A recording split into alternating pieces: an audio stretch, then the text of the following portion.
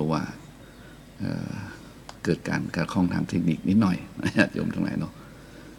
ดังนั้นวันนี้กันเดียวอาตมาก็จะนิมนต์ท่านพระครูสิริอมราภิรัตน์เข้ารายการต่อไปลงเฮยหลงเข้าดงป่าไม้แนมหลงว่าได้สาวันลงไปแล้วยังปิกคืนหลังลงไปหลายวันยังปิกปอกได้ลงจิตลงใจลงคอลงไส้จะปิกขึ้นไปยากล้ำกับเมืองบะเก่าวันนี้เอามาย้อนยุคเนาะย้อนยุคบอกว่ายุคไหนๆถ้าลงจิตลงใจลงคอลงไส้นั้นจะปิกขึ้นไปยากล้ำญาติโยมไหนเพราะฉะนั้นบอกว่ายุคเก่ากับยุคใหม่ที่ชอบหลงสมัยพุทธเจ้านี่เพิ่นมีเรียกว่าประทีปคือแสงธรรมเครื่องส่องนำทางเดินทางสว่างไสวไปตั้งหน้านี่แล้วเพิ่นก็เดินตามแสงธรรมนั้นโดยมีพระพุทธเจ้านี่เป็นประธานนำเดินนำหน้าไปพระสงฆ์ตัวไปพุทธสาวกตัวไปพุทธบริษัท4ตัวไปญาติโยมหลายพระเจ้าป่าไปบ่คือหลงที่ตรงนี้ก็เพราะว่าคำว่าหลงในที่นี้มันหลงหลายอย่างเหลือเกินญาติโยมหลายเดี๋ยวขอรับสายกันเลยนะฮัลโหลครับ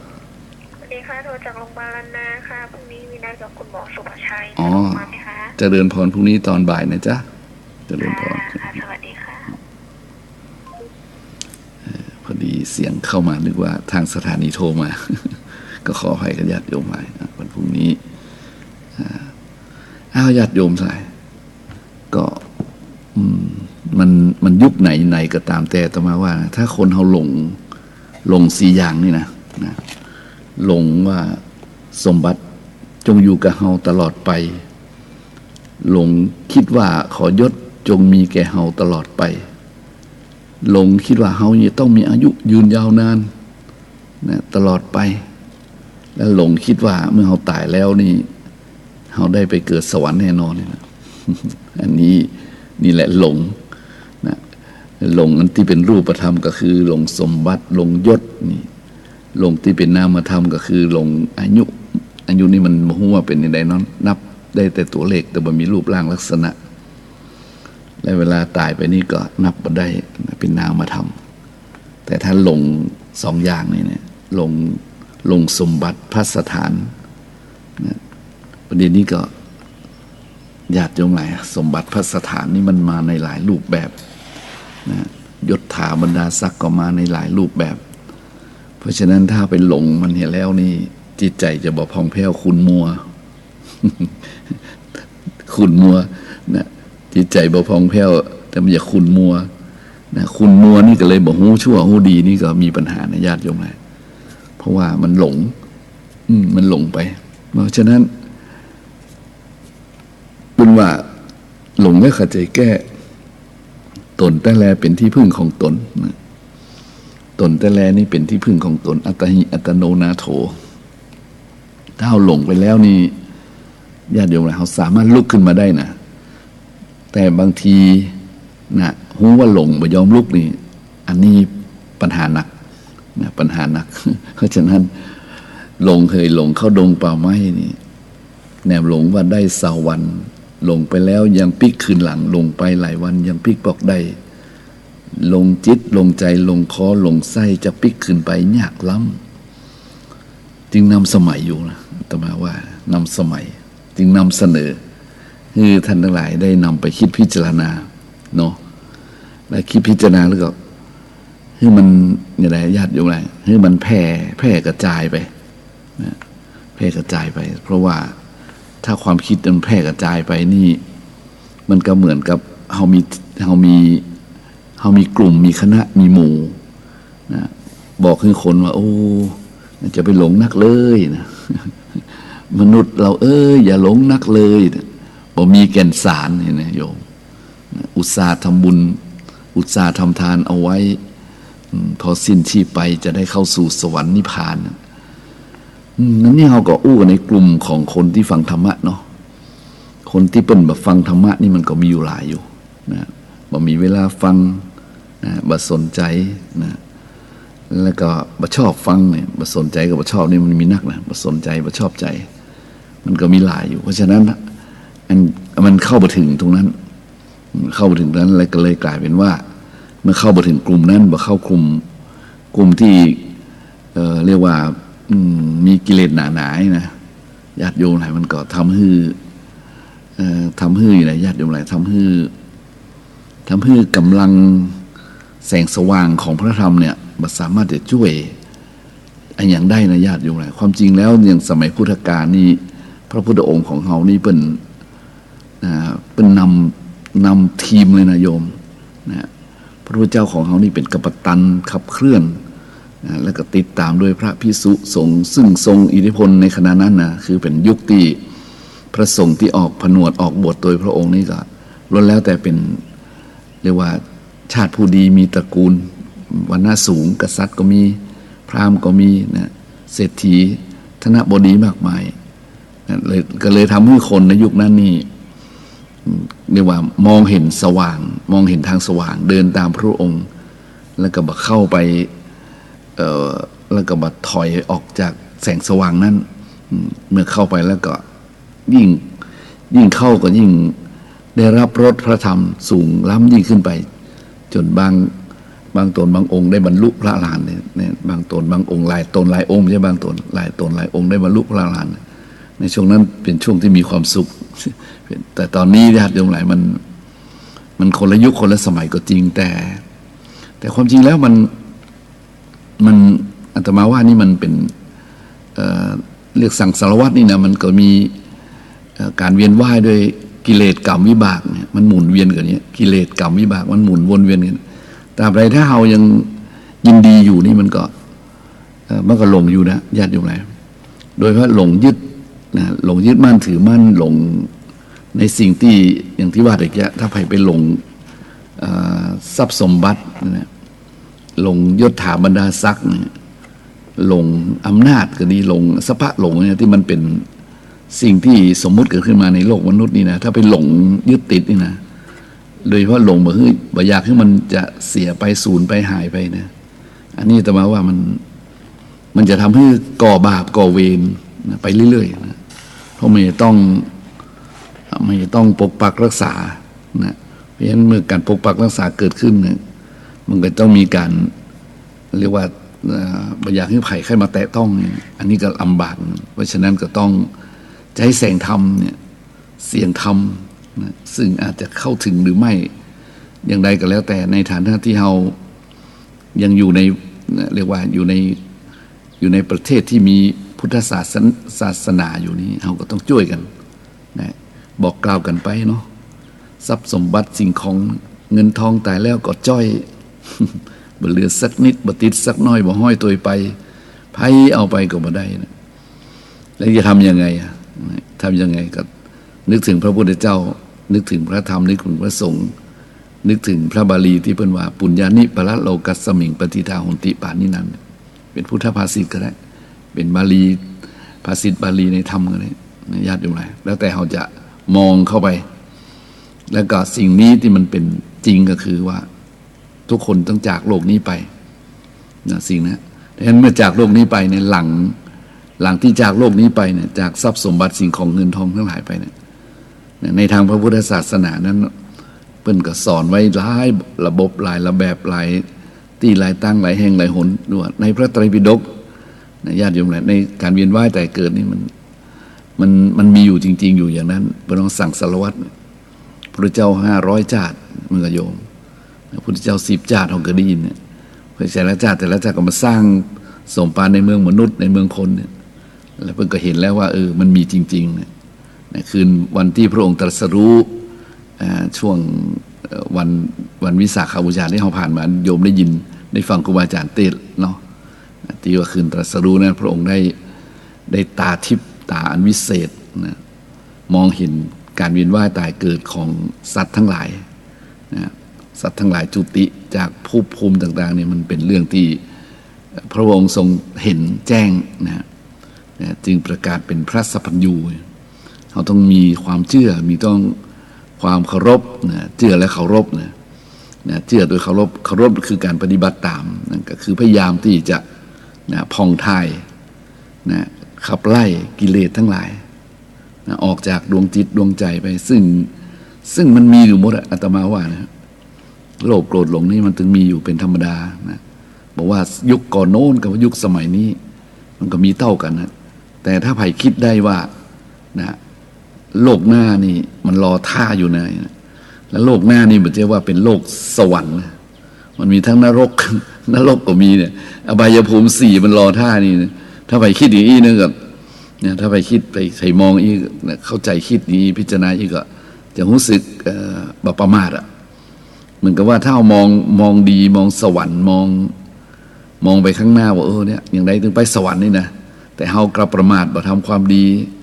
บ่รักษาศีลบ่ฮื้อตานบ่ภาวนาสักอย่างนี่นะอาตมาเชื่อว่านั่นคือคนประมาทแต่ถ้าว่าเราคิดข้างหน้ารออยู่นี่นะเราอย่าไปเนี่ยเราจะทำอย่างใดไปนะไปสู่ที่ชอบสู่ที่ดีที่งามไปสู่คติเนี่ยคติคือทางไปที่ดีเนี่ยทางไปที่งามเนี่ยในทางพระพุทธศาสนาก็ถึงสอนอยู่แล้วนะมันถึงมันนีรักในญาติโยมหลายทานศีลภาวนาทั้งนั้นเพราะฉะนั้นเราจะเนี่ยใจเรานะเรียกว่าเข้าใกล้บางคนบอกว่าไปบ่ถึงนะท่านแต่มาว่าไปบ่ถึงว่าเป็นอย่างของเข้าใกล้นะสมมุติว่าสมมุติว่าสวรรค์นี่อยู่ที่เอาประเทศลาวเนี่ยตั้งเหนือเนาะอาจจะยากไปหน่อยเอาสวรรค์นี่อยู่แม่สายในยอดอยู่ไหนแม่สายนี่เหนือสุดแดนสยามเนาะแม่สายถ้าเฮาตายปุ๊บนะถ้าสวรรค์อยู่แม่สายนี่ขอเฮาเกิดแถวเจียงไฮ้ ก็อยู่ใกล้ๆมันก็โยมแต่ถ้าไปเกิดปุ๊บน่ะปัตตานียะลานราธิวาสพวกนี้โอ้โหมันไกลอ่ะนี่อุปมาท่านยืนญาติโยมฟังมันไกลจริงๆนะมันไกลถ้ามันไกลนี่มันก็ต้องออกแรงอีกเยอะนะมันก็โยมเพราะฉะนั้นระหว่างสั่งสารวัตรเนี่ยคือการหมุนเวียนว่ายตายเกิดในทางโลกเขาเนี่ยนะญาติโยมในโลกวัฏสงสารเนี่ยเขาก็พยายามบำเพ็ญด้วยความบ่ประมาทอย่าไปเป็นทาสของลาภยศสรรเสริญจนเกินไปนักอีกแล้วกันเนาะเพราะลาภยศสรรเสริญนั้นถ้ามันเกิดขึ้นแล้วมันเรียกว่ามันทำให้เจ้าของเกิดความสะดวกสบายนั่นก็ถือว่าเป็นหน้าบุญนะญาติโยมหลายเป็นหน้าบุญที่คุณได้มันมาลาภยศสรรเสริญสุขนี้คุณได้มาด้วยหน้าบุญของคุณของโยมนะเพราะฉะนั้นเมื่อมันเกิดขึ้นแล้วเนี่ยมันก็ตั้งอยู่ชั่วคราวแล้วมันก็ดับไปถ้าหูเท่าหูทันมันก็บาดเจ็บปวดอย่างว่าบาดทรมานบาดเจ็บปวดเรียกว่าบาดทรมานบาดเจ็บปวดคือบาเศร้าใจเสียใจแต่ถ้าเขาเกิดไปยินดีแล้วก็ไปยึดมั่นกับมันนี่นะญาติโยมหลายลาภยศสรรเสริญสุขนี่มันก็จะทำให้เกิดซึ่งความทุกข์นะเพราะว่ามันจะต้องจากไปเฮาต้องจากมันไปของเหล่านี้มันเป็นธรรมชาตินะมันมาจากเฮาจากมันหมดไปเฮาก็อย่าหมดไปมันก็โยมมันเป็นอย่างนี้เพราะฉะนั้นก็อย่าไปหลงนักเลยอย่างที่ว่าเนี่ยเพราะฉะนั้นเรื่องหลงนี่มันน่าจะอู้กันบ่อยๆทีนี้จะทำยังไงให้มันบ่หลงเนี่ยในทางพระพุทธศาสนานี่สอนวิธีการที่ดีมากแต่เราทำแล้วมันยากนั่นก็คือภาวนาโยม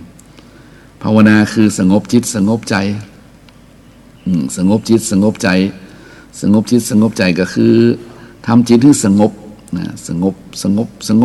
นะสงบเนี่ยจะได้ให้จิตสงบเนี่ยสำคัญตรงนี้ก็ต้องฝึกด้วยตัวเองสมาว่านะเรื่องจะให้จิตสงบนี่ใครว่าสามารถจะสอนใครได้ต่อมาเคยฟังหลวงพ่อพุทธทาสเปิ้นเทศเนี่ยหลวงพ่อพุทธทาสเปิ้นก็บอกว่าจะให้สอนให้โยมภาวนานี่บ่ได้บ่ได้นะจะสอนให้โยมภาวนาบ่ได้แต่บอกให้ภาวนาได้เป็นอุปมาเหมือนคนปั่นจักรยานนั่นแหละปั่นรถถีบถ้าคนจะปั่นรถถีบเป็นไม่ใช่ว่าคนนั้นสอนนะมีคนสอนไปคุณต้องสอนคุณต้องขึ้นขี่นั่งขี่อ่านมันกำมือออกเป็นว่าอีนะประมาณนี้นะแล้วคุณก็ต้องหัดเองฝึกเองคุณอย่าขี่จักรยานเป็นที ทีแรกมาฟังเพิ่นว่าเขาต้องสอนกันว่าใจเขาบอกบ่ได้บอกว่าขึ้นนี่จับมือจับแฮนเนอร์จับมือนะนี่จับนี่ขี่อินเนอร์เนี่ยนะแต่การทรงตัวการปั่นการเลี้ยวการเบรกกันนี่อยู่ที่เขาต้องฝึกต้องขับต้องนี่คนเดียวมันญาติโยมอะไรถ้าคิดดีแล้วมันใจเนี่ยมันใจเลยการภาวนานี่ก็เช่นเดียวกันนะเขาจะอ่านตำราแล้วก็เช่นคนบอกกล่าวนี้เขาก็ทราบแต่เพียงตำราหูแต่เพียงตำรามันก็โยมเข้าใจบ่ใช่บ่เข้าใจแต่การจะเป็นนี่นะมันต้องฝึกหัดด้วยตัวเองเพราะฉะนั้นการจิตที่สงบนี่มันเป็นเจ้าของง่ายสำหรับคนที่มีความขี้ค้านแล้วไปเลยมันถึงบ่ได้นะญาติโยมหลายอ้างถึงบ่ได้เนี่ยอ้างภาวนาถึงบ่ได้สักเตือนนะบอกว่างเตื้ออีกนะว่างเตื้อว่างสักเตื้อเนี่ยแล้วเมื่อไรจะว่างก็ตอบบ่ได้บางทีมันจนพอเจ็บไข้ได้ป่วยวันนี้ญาติโยมตอนนั้นไปไหนบ่ได้ละนอนบนเตียงนะจะภาวนาตอนนั้นอารมณ์มันกับมันทุกขเวทนามันเกิดขึ้นกับร่างกายนี่มันจะธรรมดานะท่านถ้าทุกขเวทนามันเกิดขึ้นแล้วเนี่ยจะสงบจิตสงบใจนะมันยากมากมันไผ่บาดเจ็บไข้ได้ป่วยด้วยตัวเองนี่ก็จะพูดว่าการเจ็บไข้ได้ป่วยมันเกิดสภาวะใดขึ้นในใจเมื่อใจมันก็ต้องมันต้องโทมนัสมันต้องหดหู่มันต้องเหมือนกับบ่มีกำลังนะเพราะฉะนั้นพระเจ้าคือภาวนาอย่างก่อนที่คุณจะเจ็บก่อนที่คุณจะไข้นะก่อนที่คุณจะหมดแรงเนี่ยนั่นก็โยมถ้าคุณทำได้นี้คุณก็ต้องมีความมั่นความพยายามเนี่ยอยู่ตรงนี้เองญาติโยมไหนมันจะอยู่ที่อื่นนะเพราะฉะนั้นการจะทำจิตให้สงบนะเราต้องใจสิ่งที่ไปสู้รบกับมันก็คือความเพียรพยายามเพราะฉะนั้นพระพุทธเจ้าคนหนึ่งบอกไว้ไงว่าคนที่มีความเพียรอยู่เสมอบ่เสื่อมจากธรรมนะคนที่มีความเพียรอยู่เสมอรู้ตื่นอยู่เสมอเนี่ยเพียรรู้ตื่นอยู่เสมอเนี่ยก็เพียรให้จิตสงบยังบอกปอเนี่ยรู้ตื่นคือรู้เท่ารู้ทันเนี่ยโยมรู้เท่ารู้ทันตามความเป็นจริงนะอย่างเช่นความเป็นจริงที่ชัดเจนที่สุดคือความเป็นจริงของไตรลักษณ์มันก็โยมความเป็นจริงของไตรลักษณ์นี่มันเป็นจริงอย่างเช่นว่าภัยว่าสามารถจะปฏิเสธได้เลยจริงๆนะจริงก็คือจริงแท้แน่นอนคืออนิจจังทุกขังหน้าตาเนี่ยอาตมาว่าคำสอนนี้ยอดโยมเขาจะให้มันหมดไปจากประเทศไทยได้ไหนเขามันนำมาปฏิบัติได้ไหนเพราะมันเป็นความจริงใช่ไหมเพราะฉะนั้นคนที่รังเกียจเดียดฉันอย่างแล้วแต่นะโยมในการปฏิบัติเนี่ยลองพิจารณาเรื่องไตรลักษณ์เถอะจะเข้าใจเลยมันน่ารังเกียจกันเลยเนาะมันน่าตั้งป้อมใส่กันเลยนะอาตมาว่าเนี่ยเพราะมันเป็นอนิจจังไงมันเกิดขึ้นตั้งอยู่แล้วมันก็ดับไปมันเปลี่ยนแปลงอยู่เสมอเพราะฉะนั้นถ้าไผ่ไปยึดในสิ่งทั้งหลายนะโดยบ่เข้าใจหลักไตรลักษณ์บ่เข้าใจนิจจังบ่เข้าใจว่าทุกขังอนัตตาเนี่ยอาตมาว่าจะป้ากันหลงไปใหญ่หลงไปใหญ่ก็หลงไปไกลนะหลงไปไกลก็ยังว่านะถ้ามันอยู่ในกลุ่มน้อยกลุ่ม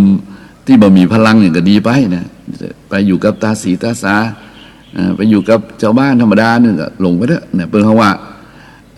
เกิดมามืดมาแล้วก็มืดไปนะมืดมาแล้วก็มืดไปมันก็โยมเกิดมาอย่างใดเนี่ยเกิดมาอยู่อย่างนั้นก็ไปอย่างนั้นก็มามีปัญหาแต่ถ้า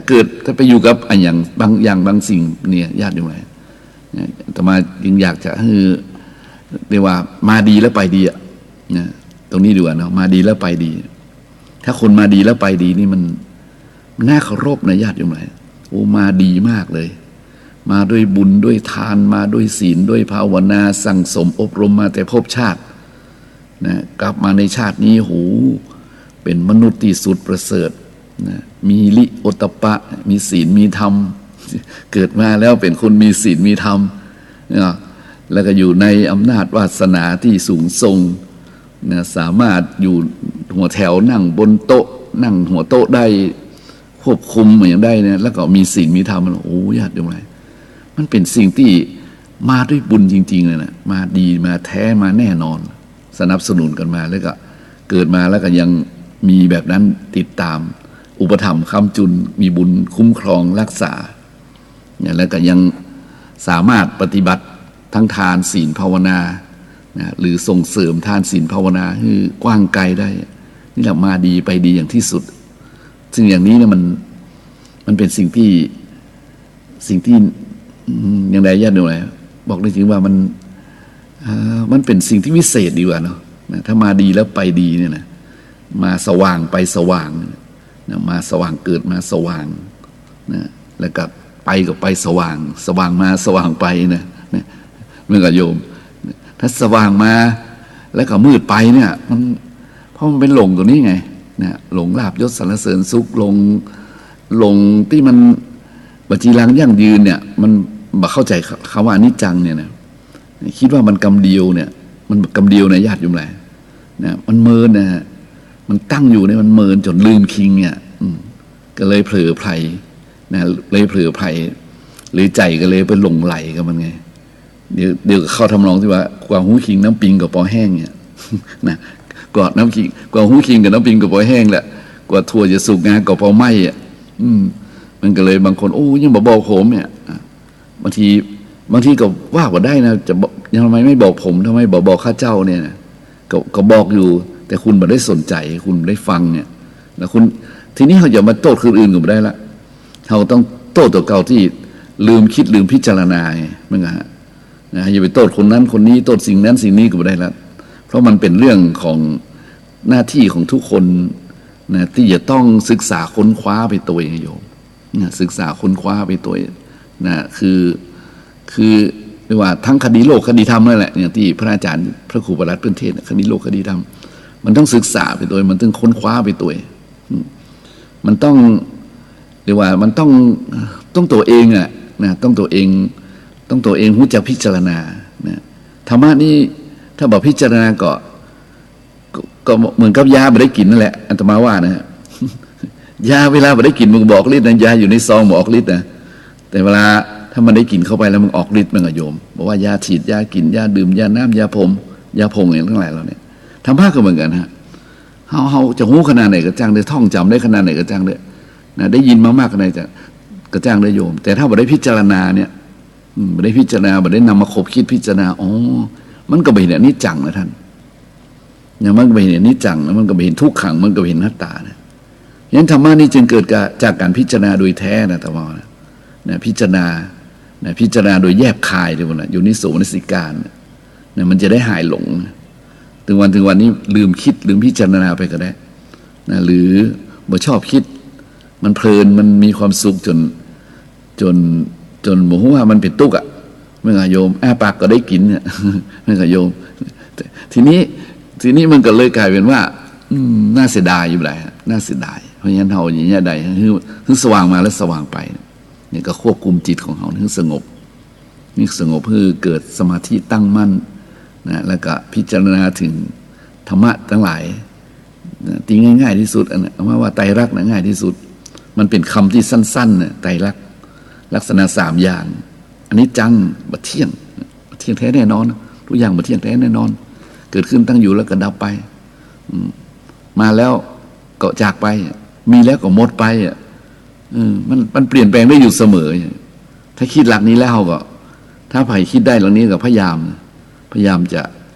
ทำแต่สิ่งที่ดีๆเพื่อสิ่งที่ดีๆนั้นจะได้อยู่กับเราเหมือนเนี่ยแทนที่มันอยู่ได้10 ปีมันก็อยู่ได้20 ปีเพราะเราบอกประมาทไงเมื่อสมมติเราคิดถึงเรื่องนี้จังมันบ่เที่ยงนะตอนนี้เรารวยฟู่ฟ้ามีเงินมีทองแต่เราบอกประมาทนะมันเป็นอนิจจังนะเพราะมันอาจจะหมดไปได้เสี่ยงไปได้นะเราบอกประมาทเราอย่าทำยังไงเราจะควบคุมการใช้จ่ายอย่างได้เมื่อโยมวางแผนเนี่ยนะเพราะมันเข้าใจมันรู้ทันถึงอนิจจังไงนะถึงอนิจจังมันก็จะวางแผนละวางแผนเนาะมาทำอย่างนั้นเนาะบัดสุรุ่ยสุร่ายเนาะเดี๋ยวแรงเราหมดไปงานเรามาแน่นอนทำน้อยเราเกษียณอายุเนี่ยมึงอะทำน้อยร่างกายเราอาจจะเจ็บไข้ได้ป่วยเนี่ยมึงโยมมึงนะเขาจะได้ใจมันนี่ความคิดมันต่อยอดออกไปเนี่ยคิดอันนี้จังอย่างเดียวถ้าคนไปคิดหรอมันไปคิดก็คือประมาทไงเนี่ยมันก็โยมมันประมาทมันก็เลยกลายเป็นว่าน่าเสียดายแต่มาแจ้งคำว่าน่าเสียดายนะคนที่บอกพิจารณาธรรมน่าเสียดายอยู่นะน่าเสียดายเพราะว่าโอ้มาจัดดีแหละมาดีเพราะมีบุญนี่อย่าลืมนะบุญสนับสนุนนะ ในสังสารวัตรในตมาเชื่อคำว่าถ้าไผ่ทำอะไรไว้เนี่ยในสังสารวัตรนี่มันจะให้ผลนะจะโวยจะจ้าท่านนะคือกุศลกรรมกับอกุศลกรรมเนี่ยบุญกับบาปเนี่ยมันจะตามคนนั้นไปทุกภพทุกชาติอย่างแน่นอนมันอย่างที่เพิ่นว่าแต่หลายญาติอยู่ไหนคุณจะหนีอะไรนะก็หนีไม่ได้เมื่อหนีแก่ก็หนีไม่ได้หนีเจ็บก็หนีไม่ได้หนีตายก็หนีไม่ได้และหนีกรรมเนี่ยหนีไม่ได้อย่างโยมหนีกรรมเนี่ยหนีไม่ได้เนี่ยเพิ่นว่าอันน่ะแต่อาตมาก็เที่ยวเปิ้นนะเที่ยวผู้รู้นะแท้จริงก็เป็นว่าอันเนี่ยพระพุทธเจ้าเพิ่นว่าอันเนี่ยเกิดแก่เจ็บตายใครหนีพ้นอ่ะและกรรมมุนาวัตติโลโกเนี่ย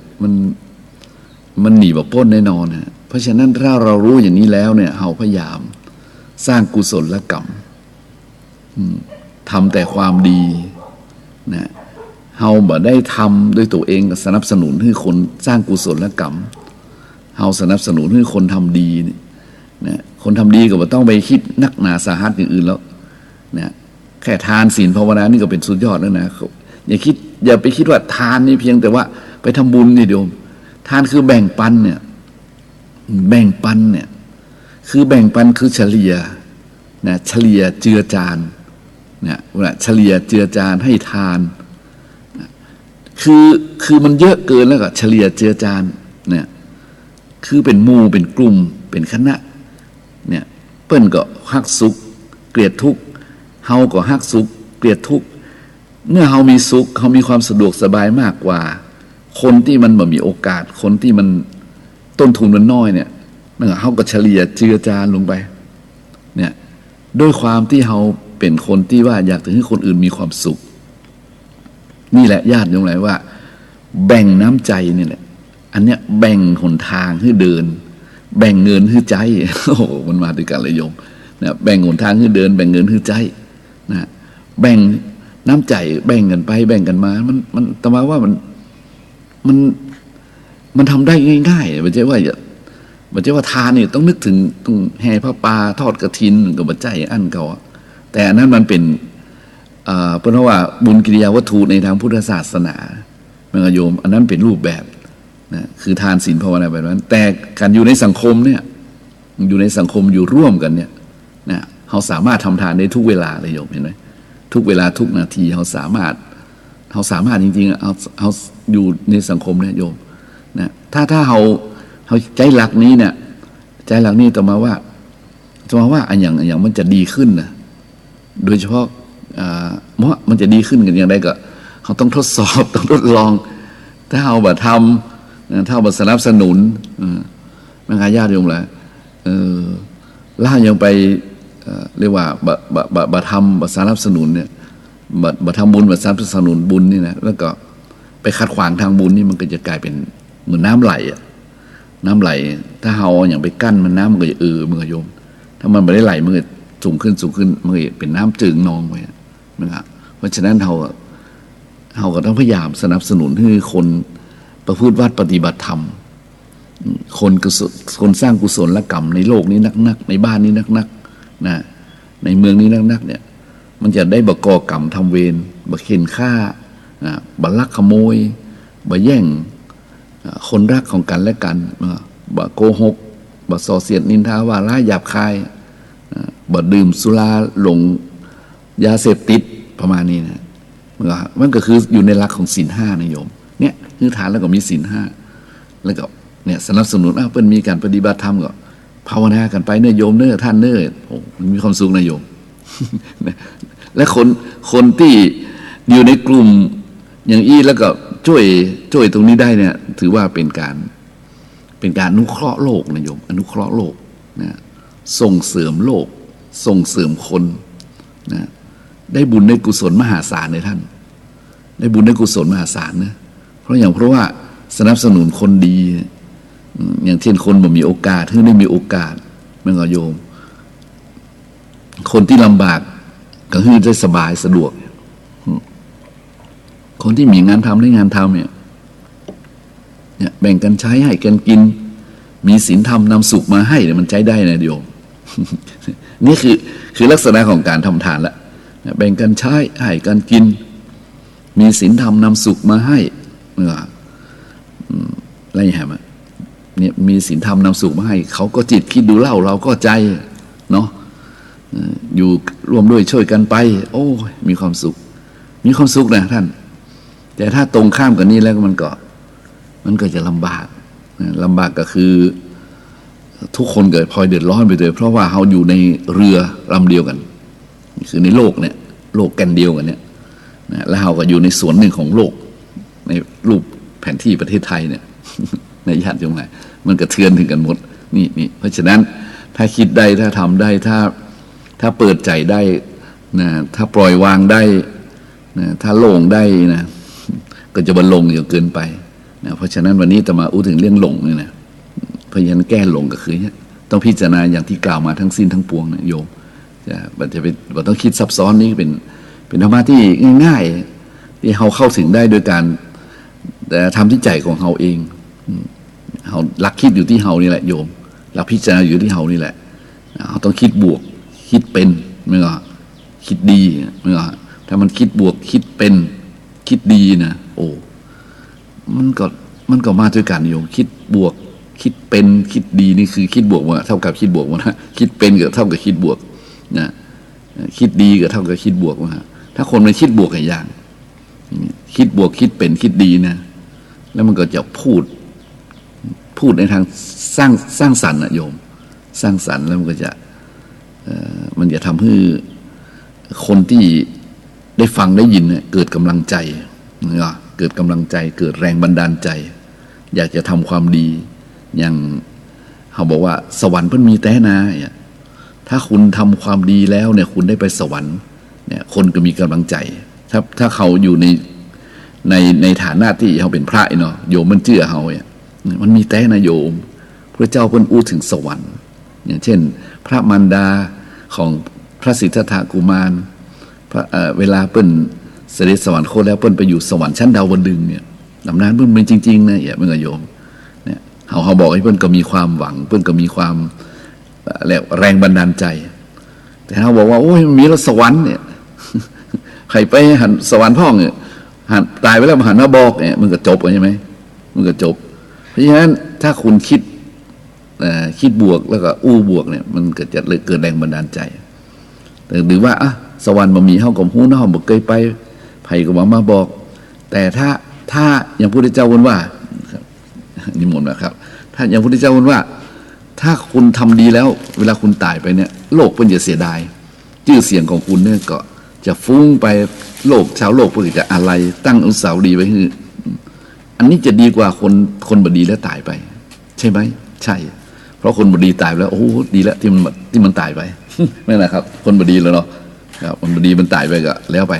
เนี่ยคนดีตายไปเพื่อนยังคิดถึงเนี่ยคิดถึงมากมายเมื่อโยมเพราะฉะนั้นเราเห็นอนุสาวรีย์แล้วที่สุดเนี่ยถ้าคิดแบบนี้คิดดีคิดบวกอย่างนี้ก็กลายว่าเข้าใจเรื่องอนิจจังทุกขังอนัตตาแล้วก็ปล่อยวางได้นะจะได้หายหลงถึงวันนี้มันอะไรยากเดี๋ยวอะไรมันสิ่งที่มันเข้ามามันทำให้เราลืมคำนึงมากมายคือปัญหาชีวิตเนี่ยนะเพราะฉะนั้นวันนี้อาตมาก็ญาติโยมฟังอันนี้ประเทศพระมาจมนะพระมาเทศ ตอนนี้ท่านพระครูสิริอมราภิรัตน์มาละเนาะวิธีการนั้นเสนอก็มีหลายอย่างนะญาติดูแลแล้วแต่นำมุมคิดวันนี้อาตมาพาก็ถึงเรื่องหลงคนเขาอาจจะหลงแล้วก็อาจจะปลงใจได้แล้วก็หายหลงแต่ถ้าว่าคนในปลงใจมาได้ยังสามารถจะลุกขึ้นมาได้ก็ลองคิดถึงเรื่องไตรลักษณ์ของอนิจจังทุกขังอนัตตาแล้วก็คิดถึงว่าแท้ที่จริงแล้วเราก็จะอยู่ได้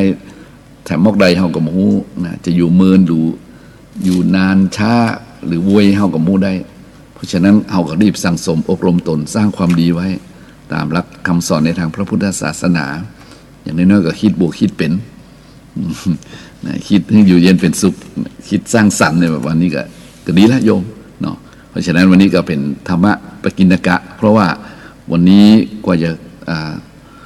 จะจัดรายการได้ก็เกือบ25 นาทีกันตะกี้เนาะเพราะการติดต่อทางเทคนิคมันมีปัญหาหน่อยก็เลยนำธรรมะง่ายๆให้ญาติโยมพิจารณาแต่ต่อไปนี้ก็จะเข้าสู่หลัก หลักการนะฟังท่านอาจารย์ท่านพระครูสิริอมรพิรัตน์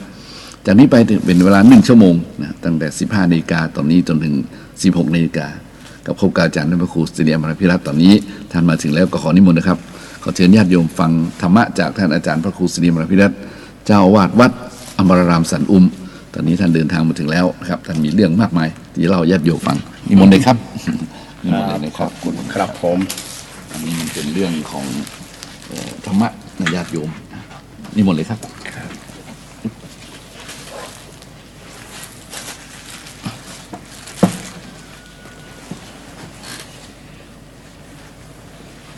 ชีวิตจะคลายเพราะคิดสงบคิดจบชีวิตจะสงบเพราะคิดวาง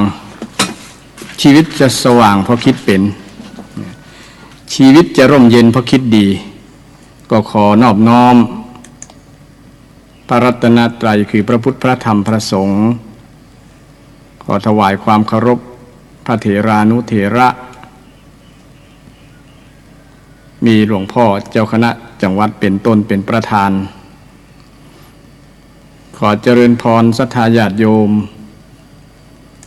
ทุกท่านทุกคนที่รับฟังรายการธรรมะเพื่อสืบสารและเพิ่มแรงบันดาลใจวัดชัยสถานในวันนี้อาตมาภาพ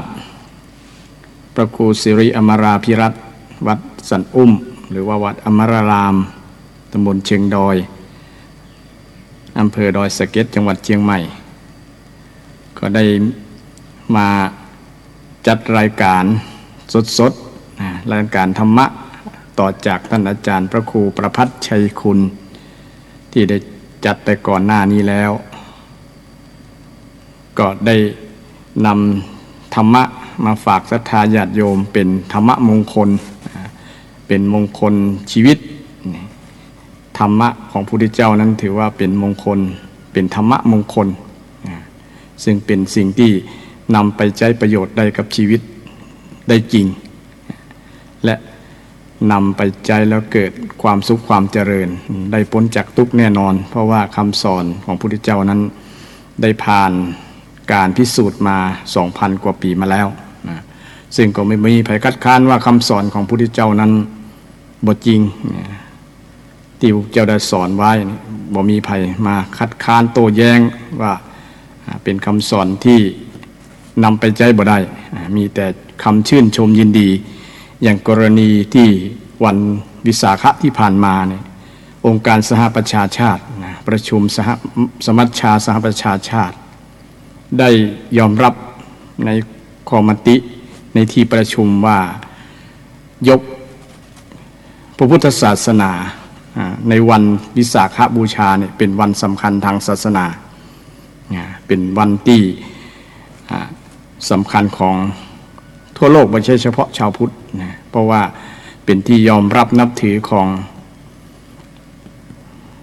องค์การสหประชาชาตินะองค์การสหประชาชาตินี่มันมีหลายไม่ใช่เฉพาะนับถือพุทธศาสนาแต่นับถือเกือบทุกศาสนาที่เขามีไปทำงานที่นั่นนะเป็น กรรมการเป็นทำหน้าที่เกี่ยวกับองค์การสหประชาชาติเมื่อมีการเสนอข้อมติอย่างต่างๆข้อตกลงกฎหมายอย่างต่างๆต้องผ่านสหประชาชาติโดยเฉพาะเกี่ยวกับเรื่องความสันติภาพหมู่นี้นะเป็นหลักนะโดยเฉพาะ คำสอนทางพุทธศาสนานะโดยมีทางหลายๆประเทศนะในวันนั้นรู้สึกว่าประเทศศรีลังกาที่ได้เสนอมติแล้วไปรายงานไปพรีเซนต์ว่ามีความจำเป็นจะขอคือวันวิสาขบูชาเนี่ยเป็นวันที่เป็นวันสำคัญก็ที่แรกก็จะเกรงอกเกรงใจว่าจะทำให้องค์การสหประชาชาตินี่ต้องมีการยุดงานยุดคล้ายๆยุดราชการของสหประชาชาติแต่ทั้งนี้ก็บ่ได้เป็นมีมติลักษณะนั้นก็คือทำงานวันนี้ได้โดยปกติแต่คือมีการยอมรับนับถือว่าวันนี้วันที่วิสาขบูชา วันเพ็ญเดือน6ตั้งใต้เดือน8ตั้งเหนือเฮาเนี่ยเป็นวันสำคัญสากลของโลกนะซึ่งได้บันทึกไว้ที่สหประชาชาตินะและก็เป็นที่ยอมรับนับถือของคนทั่วโลกนะโดยเฉพาะชาวพุทธนะเมื่อถึงวันวิสาขบูชานะก็เป็นวันที่ชาวพุทธน้อมระลึกนึกถึงนะคุณงามความดีของพระพุทธเจ้าที่เกี่ยวกับเหตุการณ์ประวัติศาสตร์อันมายาวนานคุณงามความดีทั้งหลายเกี่ยวกับพระองค์ที่พระองค์ได้สั่งสมได้สร้างคุณประโยชน์กับชาวโลกซึ่งถือว่าเป็นคุณูปการกับทุกคนทุกท่านซึ่งจำเป็นอย่างยิ่งเป็นเกียรติภูมิเป็นสิ่งที่น่ายินดีกับการรับรองว่าวันนี้เป็นวันสำคัญสากลของโลกเป็นวันสำคัญสากลของโลกซึ่งเป็นวันที่มีเหตุการณ์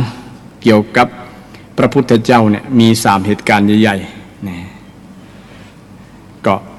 ชาวพุทธทั่วไปก็คงจะทราบดีว่ามีเหตุการณ์อย่างพ้องก็คือมีเหตุการณ์เกี่ยวกับตั้งแต่ประสูติตรัสรู้ปรินิพพานเสด็จดับขันธ์ปรินิพพานของพระพุทธเจ้าของเฮาหรือว่าของเจ้าชายสิทธัตถะที่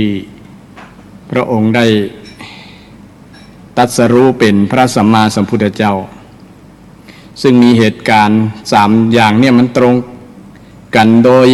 เป็นอัศจรรย์เป็นปาฏิหาริย์ก็ว่าได้นะซึ่งคนเฮานั้นบอกมีน้อยคนนะที่จะตรงกันเช่นวันตายวันเกิดกับวันตายเนาะภาษาชาวบ้านเฮาวันเกิดตรงกันวันตายก็ตรงกันเช่นเกิดวันที่1มกราแล้วก็ตายที่1มกราเป็นต้นเนาะหรือว่าโตเดี๋ยวขึ้นอาจจะค่ำก็แล้วแต่นะเกิด15ค่ำตาย15ค่ำเนี่ยนะมันก็เป็นเรื่องที่ยากที่จะเกิดแบบนี้แต่เหตุการณ์นั้น เหตุการณ์ที่เกิดกับพระพุทธเจ้าเนี่ยเป็นเหตุการณ์ที่น่าอัศจรรย์ถึง3อย่างที่จะมีความหมายใน2นัยยะที่จะกล่าวให้ศรัทธาญาติโยมที่ว่า2นัยยะนี้ก็คือนัยยะที่ แรกก็คือเกิดเป็นเจ้าชายสิทธัตถะเกิดเป็นเจ้าชายสิทธัตถะห้องว่าประสูตินะประสูติภาษาพระราชาทรัพย์เป็นห้องว่าประสูติภาษาชาวบ้านเขาก็คือเกิดเจ้าชายสิทธัตถะนี้เป็นโอรสของเจ้าชายสุโธทนะและพระนางสิริมหามายาจึงเป็นผู้พ่อกับแม่เนาะภาษาชาวบ้านภาษาชาวบ้านพระองค์นี้เป็น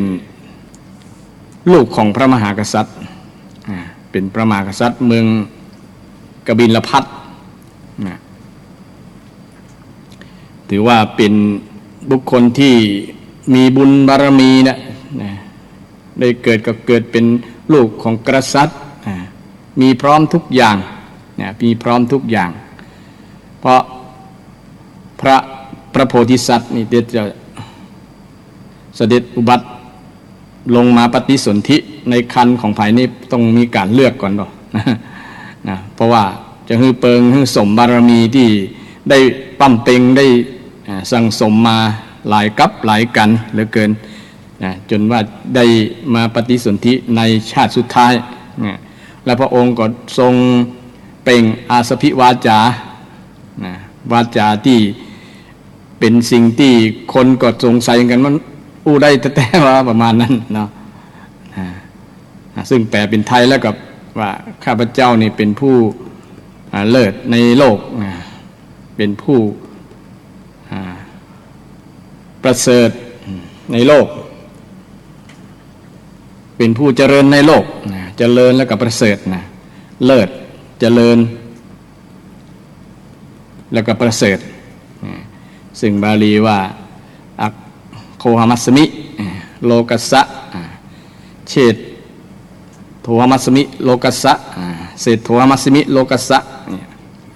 ซึ่งเป็นภาษาบาลีนั้นแต่แปลเป็นภาษาไทยก็คือเราเป็นผู้เลิศในโลกเป็นผู้เลิศในโลกเป็นผู้ประเสริฐเป็นผู้เจริญในโลกนี่ก็เปล่งวาจาออกมาละอ่อนออกมาวันเดียวนะเป็นภาษาชาวบ้านเขาละอ่อนออกมาวันเดียวแต่เปล่งคำอู้ได้นะก็เป็นเรื่องอัศจรรย์ที่บางคนยุคปัจจุบันนี้ก็จะบ่ค่อยเชื่อกันนะจะบ่ค่อยเชื่อกัน แต่พระองค์นั้นเป็นบุคคลที่เป็นเอกบุรุษคนเดียวเท่านั้นนะที่สามารถอู้ได้ เพราะว่าได้สั่งสมบารมีมาเมินนะก็อู้แค่ แค่อู้ประโยคนี้ก็ต่อไปก็เหมือนคนธรรมดาธรรมดาแล้วก็มีความหมายต่อไปก็ว่าอันกรรมที่เป็นอภิสวาจาเนี่ยว่าชาตินี้เป็นชาติสุดท้ายของเราบ่มีเฮาบ่เกิดแห่งเล่าประมาณนั้นความหมายเปล่งวาจาไว้หลังจากทรงประสูติแล้วก็ประสูติบ่ใช่ประสูติธรรมดาก็ประสูติแบบมหาบุรุษประสูตินะเกิดปกติคนจะเกิดออกมาจากท้องแม่มาก็เอาหัวออกก่อนเนาะ อันนี้เปิ่นเอาเท้าภาษาชาวบ้านเขาตีนออกก่อนนั่นนะออกมากับเตียวไปเลยเตียวได้7-9นี่นะเตียวได้7-9อันนี้ก็พระอัฏฐกถาจารย์ได้อธิบายไว้ในพระไตรปิฎกแต่ความหมายนัยยะอันหนึ่งก็บ่งบอกว่าพระพุทธองค์นั้นจะเผยแผ่พระศาสนาไป7 ทวีปความหมายที่เดินได้7-9เนี่ยถ้าความเป็นไปได้เนี่ยผู้ที่แข็งแรงก็น่าจะเดินได้ประมาณ7-9ได้นะลองสังเกตแม้แต่สัตว์บางชนิดนี่ก็ออกมาวันแรกก็เตียวได้แล้วเนี่ย คนเขาจะแข็งแรงก็คงเตียวได้เช่นเดียวกันแต่ว่าเตียวได้ก็แล้วก็ล้มลงตามธรรมชาติของละอ่อนคงจะเป็นลักษณะนั้นแต่มหาบุรุษของเราเนี่ยพระองค์คงจะเดินได้ประมาณนั้นเช่นเดียวกันซึ่งเป็นความแข็งแรงสุขภาพแข็งแรงขององค์ซึ่งอยู่ในพระครรภ์ทั้ง10 เดือนก่อนหรอเนาะก็ต้องแข็งแรงปกติเอา9 เดือนก็ออกจากท้องแม่แล้วนี่ อันนี้10 เดือนก่อนเนี่ย10 เดือนอยู่ในพระครรภ์ของนางสิริมหามายาซึ่งก็ได้บริบูรณ์สมบูรณ์สุขภาพแข็งแรงมากๆก็เลยเดินได้7-9ที่เดินนั้นก็มีสิ่งที่มารองรับตัวบ่จะเดินไปบนพื้นดินบ่ได้มีดอกบัวมารองรับทุกย่างก้าว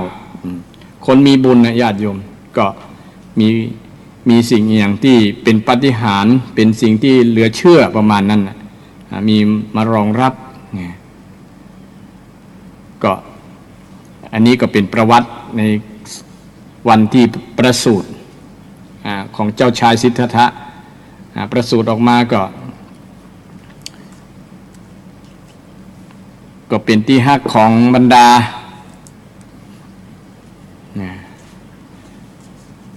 พ่อแม่ก็มีแม่นะที่หันก่อนเปิ้นเพราะว่าในความรู้สึกนี้ก็เพราะว่านางสิริมหามายามีความประสงค์จะเสด็จไปประพาสป่าหรือมีนัยยกถาอธิบายว่าปกติคนที่เป็นแม่หญิงมาอยู่บ้านปจายเนี่ยนะมาอยู่เมืองกบิลพัสแล้วนะใกล้จะประสูติใกล้จะคลอดแล้วเนี่ยประสงค์จะไปคลอดที่บ้านพ่อแม่อยู่กรุงเทวทหะซึ่งก็อยู่ใกล้ๆกันบอกไกลกันนักก็จะเสด็จไปแต่การเสด็จประพาสนั้นระยะทางเดินไปแค่ดำเนินทางไปแค่กึ่งตางก็ได้มีการเขาว่าลมมาอย่างลมเกี่ยวกับ ที่มันปั่นป่วนทำให้เจ็บท้องจากใกล้คลอดนะคนที่ ที่เคยตั้งท้องคงจะทราบดีมันจะมีเป็นธรรมชาติของแม่ที่จะคลอดลูกจงมีอย่างมาลมมาคับดันให้ละอ่อนลูกเนี่ยออกจากครรภ์ออกจากท้องจึงเป็นธรรมชาติก็ได้คลอดที่กลางระหว่างกรุงกบิลพัสและกรุงเทวทหะเนี่ยซึ่งก็เป็นการคลอดธรรมชาตินะคลอดธรรมชาติและกลางธรรมชาติเลยบ่ได้ไปคลอดที่โรงพยาบาลโรงยาที่ไหนประสูติทางธรรมชาติเลยโดยอาศัยต้นไม้สาระที่โน้มกิ่งมาขึ้นนางสิริมหามายาพระนางสิริมหามายาซึ่งเป็นเสด็จแม่เนี่ยนะ แม่ของเจ้าชายสิทธัตถะเนี่ยก็ได้รับกิ่งนั้นที่โน้มแม้แต่ต้นไม้ก็ยังมีใจตัวนะมีใจตัวในการที่พระโพธิสัตว์ได้อุบัติขึ้นได้เกิดขึ้นในโลกเนี่ยเป็นความยินดีไม่ใช่เฉพาะคนตาอันแม้แต่สรรพสิ่งต้นไม้อย่างก็มีการยินดีหมดนะทำให้โลกธาตุนี้หวั่นไหวไปตัวมีความแสดงออกถึงความยินดีกับการเกิดของพระโพธิสัตว์เจ้าชายสิทธัตถะในครั้งนั้นอันนี้วันที่เกิดนั่นก็ตรงกับวันขึ้น15ค่ำเดือน6วิสาขะก็คือเดือน6เนี่ยเดือน6นับทางจันทรคตินับทางพระจันทร์นับเป็นค่ำแต่ขึ้นพอดีพระจันทร์เต็มดวงพอดีเดือนเพ็งนะ6เพ็งแต่ตั้งใต้6เพ็งแต่ตั้งเหนือเฮานับเพิ่มแหม2เดือนก็เป็น8เพ็ง8เพ็งนี้เป็นวันที่ตรงกับวันประสูติของเจ้าชายสิทธัตถะได้ประสูติขึ้นมาพ่อแม่ได้ตั้งชื่อว่าสิทธัตถะก็แปลว่าผู้ต้องการความสำเร็จจะสำเร็จเป็นพระศาสดาของโลกสิทธัตถะเมื่อเกิดมาได้บอกกี่วันก็เป็นความพลัดพรากจากผู้ที่เป็นมารดาหรือแบบเป็นแม่ก็ได้สวรรคตไปพวกสวรรคตไปเพราะว่าคนที่มาเป็นแม่ของพระโพธิสัตว์เนี่ยจะอยู่ได้บ่เมินแต่ก็หูก่อนละแต่ว่ายอมถึงแม้จะอายุสั้นก็ตามถ้าได้เป็นแม่ของพระโพธิสัตว์เนี่ยถือว่าเป็นบุญเป็นกุศลอย่างแรงเลยนะได้หันหน้าลูกบอกกี่วันก็ยอมละนะเพราะว่าถือว่าได้เป็นบุญตัวจริงๆที่ได้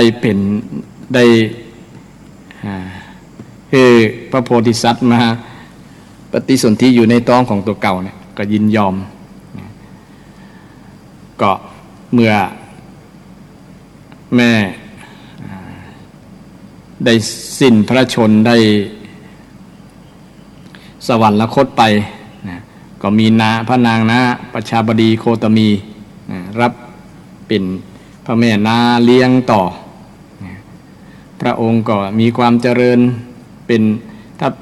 เป็นช่วงเด็กก็เป็นผู้ที่มีสุขภาพกายสุขภาพจิตดีแล้วก็ได้รับการเอาใจใส่แม้แต่เป็นพระแม่นาก็ฮักเหมือนลูกตัวเก่าจริงๆถึงแม้บ่ใช่ลูกตัวเก่าแต่ก็ฮักมีความฮักบางครั้งยิ่งกว่าลูกตัวเก่าก็มีเพราะว่าพระนางประชาบดีโคตมีนี่ก็ยังมีพระโอรสธิดาแห่ง2รวมกันเป็น3ก็เลี้ยงดูพร้อมๆกัน เลี้ยงดูอบรมสั่งสอนเหมือนลูกก็ได้รับการเลี้ยงดูเป็นอย่างดีเมื่อเติบใหญ่มาก็ได้มีการส่งสนับสนุนจากพระเจ้าสุโธทนะที่จะให้โอรสคนใหญ่หรือว่าภาษาชาวบ้านเขาลูกบ่าวคนใหญ่เนี่ยจะได้ครองเมืองหรือเป็นครองเมืองแตนตัวเก่าประมาณนั้นก็หวังเพราะว่าช่วงที่ประสูติใหม่ก็มีคนมาทำนายทายทักไว้ก่อนว่าถ้าได้อันจะมามีสองคติเนอะประมาณนั้นทำนายใบสองคติถ้าอยู่เป็นฆราวาสก็จะได้เป็นพระมหาจักรพรรดิปกครองบ้านเมืองเป็นผู้ที่ยิ่งใหญ่ในแว่นแคว้นทุกในอาณาเขตการปกครองนั้นๆก็จะเป็นผู้ที่ยิ่งใหญ่เป็นพระมหาจักรพรรดิถ้าบวชก็จะได้เป็นศาสดาเอกของโลกพระเจ้าสุโธทนะได้ยินแบบนั้นก็บ่สบายใจตั้งแต่นั้นมานะก็กีดกันบอกคือลูกเนี่ยจะไปตังยินดีในการที่จะบวชประมาณนั้นก็เลยหาวิธีที่จะมีความ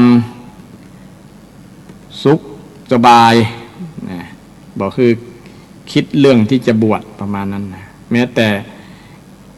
คนที่หน้าตาบดีหน้าตาขี้ให้ที่แสดงออกถึงความแก่ถึงความชราภาพเนี่ยก็บ่อยากจะให้เจอสิ่งที่ดีที่งามเจริญหูเจริญตาประมาณนั้นนะกีดกันบอกคือความคิดของเจ้าชายสิทธัตถะนี่เปลี่ยนก็เลยทำอย่างทุกอย่างแล้วนะทำทุกอย่างคือเจ้าชายอยู่ในวังหวังอยากจะให้เป็นพระเจ้าเป็นพระราชาปกครองบ้านเมืองแทนพระองค์แทนพระเจ้าสุโธทนะ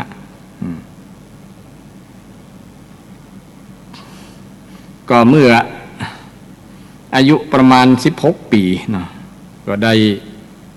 17ปีกำลังเป็นบ่าวเป็นหนุ่มนะก็ได้ทำการอภิเษกสมรสกับพระนางพิมพานางพิมพาก็ได้ทรงเข้าพิธีรดกันความคาดหวังของพระเจ้าสุโธทนะที่อาจจะหวังให้ลูกบ่าวคนใหญ่เนี่ยได้ปกครองก็คิดว่าคงจะบ่เกินเอื้อมเพราะว่าได้มีฝั่งมีฟ้ามีแต่งงานเรียบร้อยนะคงจะบริบูรณ์สมบูรณ์เรียบร้อยคงจะบ่มีใจออกห่างเรื่องการปกครองบ้านเมืองการเป็นพระมหากษัตริย์นี่แน่นอนคิดไปแต่อยู่มาจนได้อายุ29ปีเนาะ29ปีเจ้าชายสิทธัตถะก็มีโอรสกับพระนางพิมพาในช่วงอายุ29ปีในช่วงนี้เองในก่อนหน้านี้สักประมาณบ่หลายปีนะพระองค์ก็อยากจะเสด็จไปหั่นไปนี่นะเพื่อมันอยู่ก็ในวังคงจะใกล้ประมาณนั้นนะเมื่อได้ก็หันหน้าคนเก่าคนเนี่ยนะเตียวแวดวังแวดไปวันหน้าก็ใกล้ให้ออกไปเสด็จไปหันที่บ้านเมืองพ่องว่าเป็นไปจะได้นะก็ได้มีความประสงค์ได้ชนะอมาตย์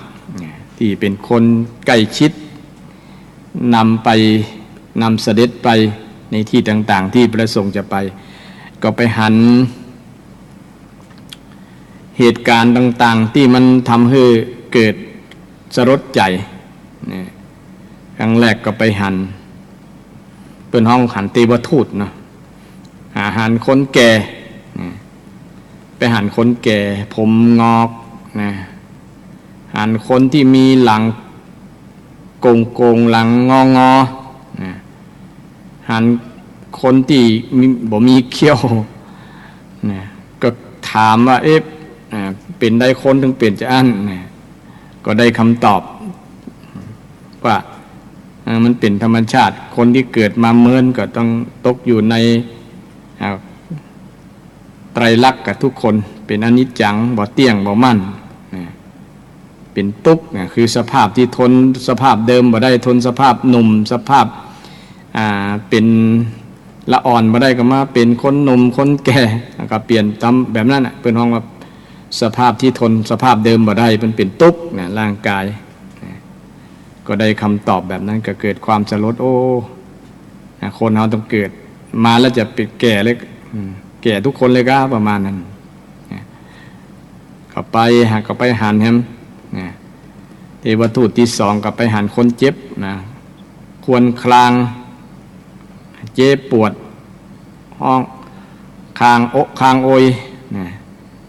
ก็ตั้งคำถามขึ้นมาคน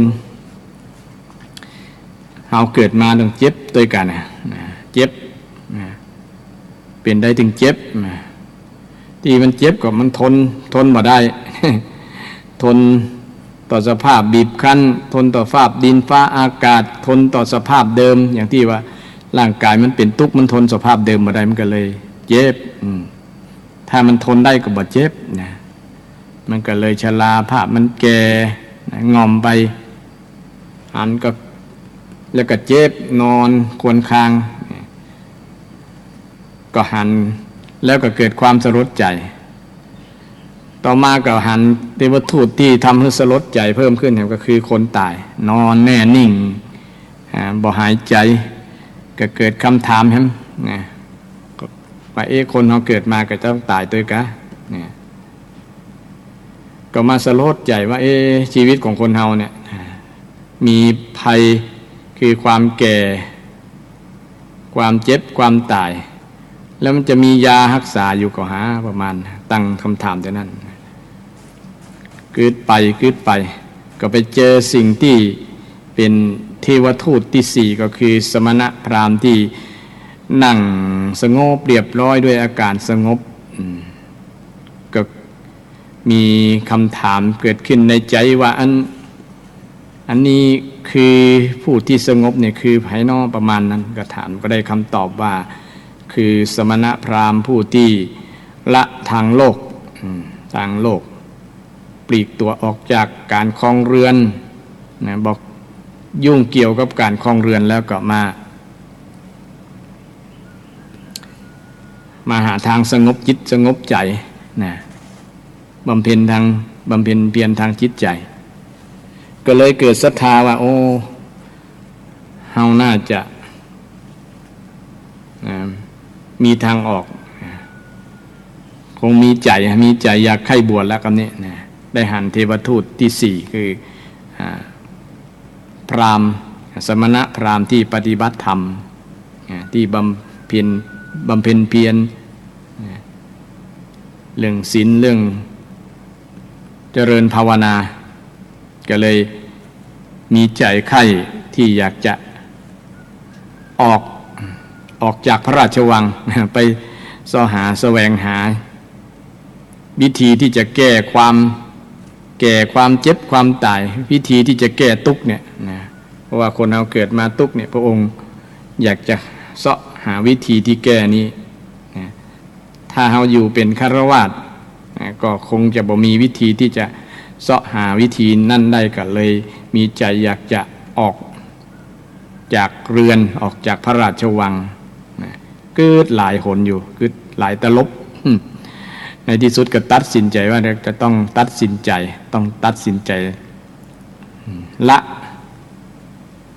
ละทุกสิ่งทุกอย่างที่เป็นเครื่องผูกพันที่เป็นเครื่องเป็นตี้ฮักแม้แต่ลูก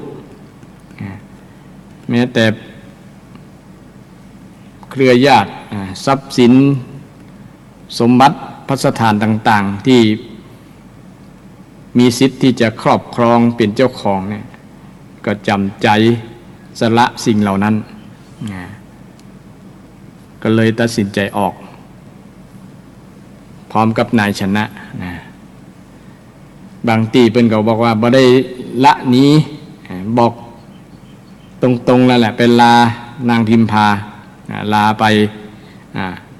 ภาษาชาวบ้านอาจจะไปบวชแล้วเด้อประมาณนั้นน้องอยู่นี่ก็บ่ต้องห่วงลาไปลาแล้วก็ไป2 คนทั้งที่นางพิมพาบ่หันตัวแหละแต่ว่าก็ต้านทานบ่ได้เพราะว่าความประสงค์แถมในยันหนึ่งก็มาว่าละหนีนะบ่ได้บอก อันนี้ก็ประวัติ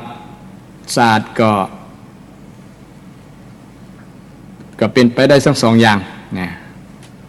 คำว่าละหนีก็คงหนีความผูกพันในด้านเรื่องโดยเฉพาะลูกเนี่ยลาหุนเกิดวันนั้นพอดีประสูติวันนั้นพอดีนะลูกเจ้าชายสิทธัตถะโอรสนะซึ่งตั้งชื่อว่าลาหุนก็แปลว่าบ่วงคนเอามีบ่วงหลายบ่วงที่มันมัดอยู่ไปไหนก็บ่ได้นะอย่างที่เป็นสวดมนต์มานะอย่างห่วงทรัพย์สินสลิงคารห่วงลูกห่วงล้าน นิพพานเป็นสุขอยู่ใยบ่ไปเนี่ยนะตัณหาหน่วงหนักหน่วงชักหน่วงไว้ฉันไปไม่ได้ตัณหาผูกพันห่วงนั้นพันผูกห่วงลูกห่วงล้านอย่างประมาณนั้นนะคงจะเป็นประมาณนั้นก็เลยชื่อว่าลาหุน ห่วงที่นี่เจ้าชายสิทธัตถะตัดห่วงเนี่ยนะตัดละเพื่อที่จะไปเอาห้องว่าประโยชน์ยิ่งใหญ่กว่าที่จะช่วยเหลือคนถ้าเฮาหันแก่ตัวเนี่ยจะเอาความสุขเฉพาะตัวเนี่ยมันก็ได้คนเดียวคือได้แค่ครอง ปกครองไฟฟ้าประชาชนประโยชน์มันกับบ่นักถ้าเฮาสามารถไปหา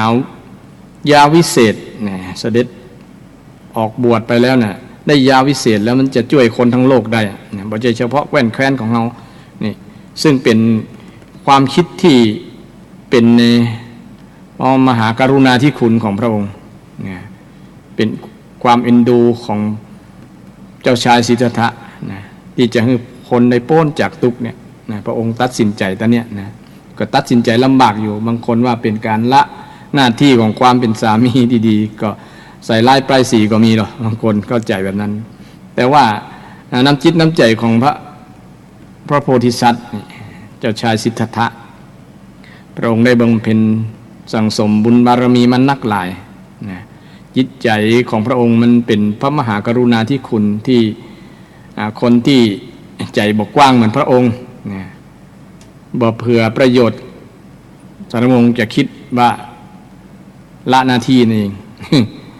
ซึ่งก็เป็นความคิดแล้วแต่ใครจะคิดกันแล้วกันนะแต่มันเป็นสิ่งที่เป็นประโยชน์คุณูปการต่อชาวโลกจนถึงปัจจุบันนี้ก็เพราะว่าพระองค์ได้ตัดสินใจตอนนั้นละถ้าพระองค์มาตัดสินใจเช่นนั้นก็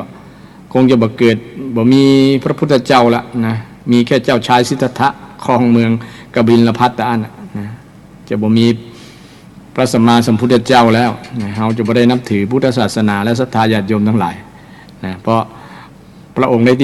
ตัดสินใจช่วงนั้นเองเนี่ยมันเป็นประโยชน์ทั่วโลกเลยนะทำให้โลกทั้งหลายรู้จักแล้วก็ยอมรับดังที่อาตมาได้กล่าวในเบื้องต้นว่าสหประชาชาติได้ยอมรับ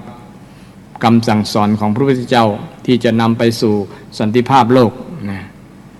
ทำให้โลกเกิดความสงบสุขได้นะโดยได้แท้จริงโดยคำสอนของพระองค์ในการตัดสินใจออกบวชเนี่ยเป็นสิ่งที่สำคัญมากๆนะสำคัญมากๆทีเดียวฉะนั้นเมื่อพระองค์ตัดสินใจแล้ว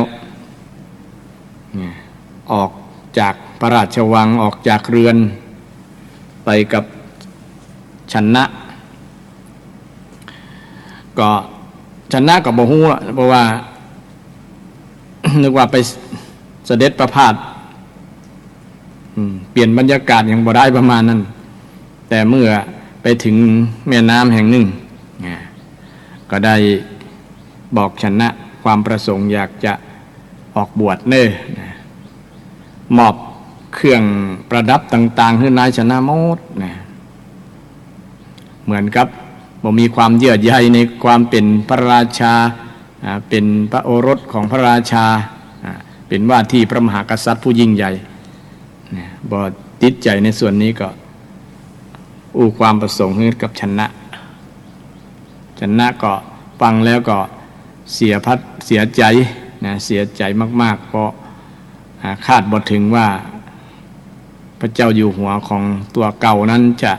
สละราชสมบัติแล้วนะจะบวชแล้วประมาณนั้นนะทำใจลำบากแต่ในความเป็นผู้รับใช้นะก็จำเป็นต้องทำตามคำสั่งนะไปบอกคนที่ในพระราชวังว่าเจ้าชายสิทธัตถะนี้จะบวชแล้วประมาณนั้นนะตัดสินใจบวชออกผนวดออกบวชตั้งแต่วันนั้นเป็นต้นมาพระองค์ก็ทรงบำเพ็ญไปบวชแล้วก็ไปศึกษากับหลายครูบาอาจารย์อาราธดาบทอุทกดาบทหลายตีต่างๆแต่ละที่ละแห่งก็เรียนจบแค่สมาบัติ8นะเรียนจบแค่สมาบัติ8ก็บ่ได้สูงกว่านั้นนะพระองค์ก็ว่าคงบ่ใช่ทางที่มันจะพ้นทุกข์แล้วสมาบัติ8นี่ก็ยังพ้นทุกข์บ่ได้ก็ยังบ่บรรลุธรรมเด้อก็ไปที่ต่างๆหลายจนบ่มีครูบาอาจารย์จะสอนพระองค์ก็เลยคิดว่าจะปฏิบัติตัวเก่าทำบำเพ็ญด้วยตัวเก่าด้วยตัวเองนะเพื่อว่าจะบรรลุอย่างประมาณนั้นมูติเคยเป็นพราหมณ์ทำนายปัญจวัคคีย์ทั้ง5เนี่ยทั้ง5พราหมณ์ทั้ง5ท่านทั้ง5คนเนี่ยมีอัญญาโกณฑัญญะเป็นต้นได้ข่าวว่าเจ้าชายสิทธัตถะบวชก็ดีใจว่าเขาจะได้มอบตัวเป็นศิษย์นะจะได้มาฟังธรรมะจากคำสอนของเจ้าชายสิทธัตถะก็เลยเสนอตัวที่ปฏิบัติดูแลให้ความสะดวกในการบำเพ็ญปฏิบัติของเจ้าชายสิทธัตถะที่ออกบวชแล้วพระองค์ก็ได้ทรงทำพิธีหลายๆอย่างเพื่อทดสอบทดลองผิดลองถูกต่างๆโดยการทำเป็นว่าทำทุกขละกิริยานะสมัยนั้นคนมีความเชื่อว่าถ้าทำให้ร่างกายได้รับความลำบากมานักๆเลยนะทรมานร่างกายง่ายเนาะทรมานร่างกายแล้วกิเลสมันก็จะตายไปตัวประมาณนั้นนะสิ่งที่บดีในจิตในใจกิเลสจะตายไปตัวจะบรรลุธรรมได้ถึงโมฆะธรรมความคิดมีลักษณะนั้นในบางลัทธิแล้วอย่างพระองค์ก็ทรงลองว่ามันจะใจก็ประมาณนั้นลองทำมาได้หลายอย่างหลายอันทดลองผิดลองถูกทดลองบอกกินข้าวบอกกินน้ำทดลองบ่หายใจทดลองเอาหลายอย่างเนาะเอาลิ้นไปดุนไปดันเพดานทำหลายๆอย่างทีเดียวน้องว่า